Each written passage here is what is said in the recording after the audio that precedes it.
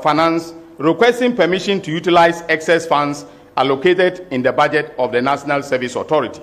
Once authorized, the directors would transfer the funds into NSA's project account at the Agricultural Development Bank, and under the pretext of executing projects, would divert the funds into private pockets.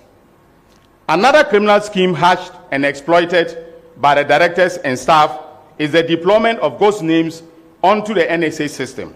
Once deployed, the directors would then request that both ghost names and genuine names be transmitted by the head of accounts to the Ghana Interbank Payment and Settlement Systems, that is GIPS, for payment. These payments included payments to Eastwich cardholders procured for the fictitious National Service personnel. Our investigations compared monthly data of verified National Service personnel generated from the Central Management System and submitted to the NSA Accounts Office, and the data of the NSA personnel who were actually paid through the gift system for a period of 6 years. That is from 2018 to 2024. It was established that a total of 587,543 personnel were to be submitted to GIPS for payment of allowances.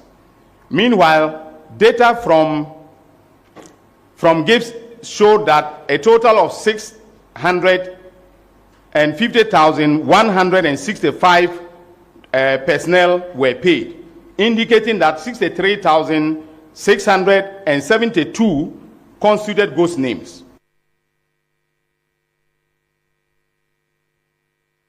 For instance, we have conclusively established that after collecting these funds, some of the suspects, such as Gezi, Nyako, and Othing, handed them over to suspect Osei Asibe Entry in cash, and on some occasions deposited the cash into his bank account.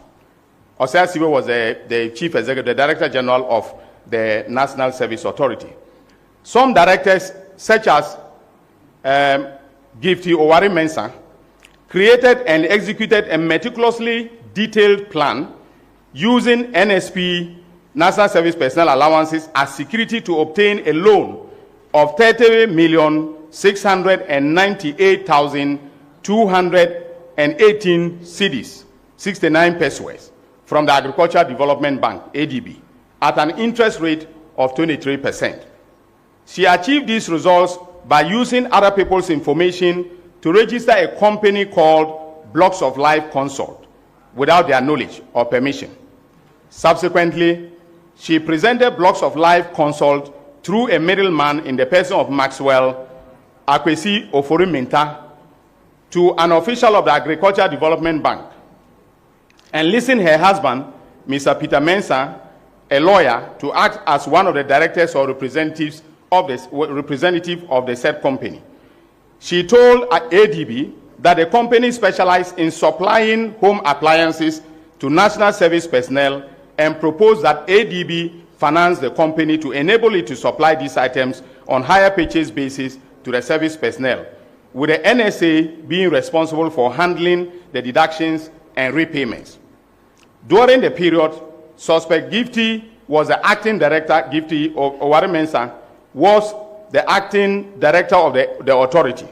However, on the marketplace of the authority, there was no indication that Blocks of Life was a registered vendor. Within 2 service years, suspect Gifty Owari Mensah used a total of 9,934 ghost names to misappropriate the aforementioned funds. Investigation further established that after ADB transferred the funds into the account of the company, she subsequently transferred the funds into 4 different company accounts with the names of Amiacom, Scaffold, Oche, and Aristo Logistics and Trading. It was further established that suspect Gifty is a director of Amiacom, and Scaffold Company Limited belongs to suspect Abraham Gezi. That between 3rd March 2023 and 24th May 2024, suspect Gifty transferred 22,925,518 Ghana cedis